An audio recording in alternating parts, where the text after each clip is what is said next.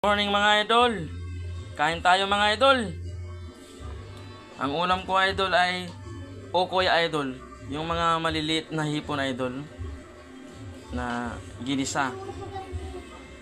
Tapos pagka naluto na siya idol, ginisa sa bawang, saka siya nilagay sa harina. Tinimplan po yung harina.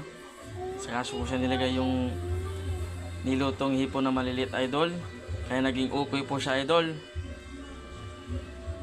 Ito yung almusal natin ngayon idol, at saka ginisang ampalaya. Sarap idol pagka ganito, isawsaw natin sa toyo na may kalamansi, na may sili. Wow, yummy idol ah. Sarap makumain nito, lalo pagka kamay ang ginamit natin, hindi kutsara. Mapaparami na naman ako ng kain nito idol ah.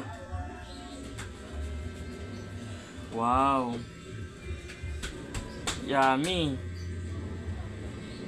Busog na naman ako nito idol. Tara idol, kain tayo idol. Salamat ulit sa inyong panonood idol.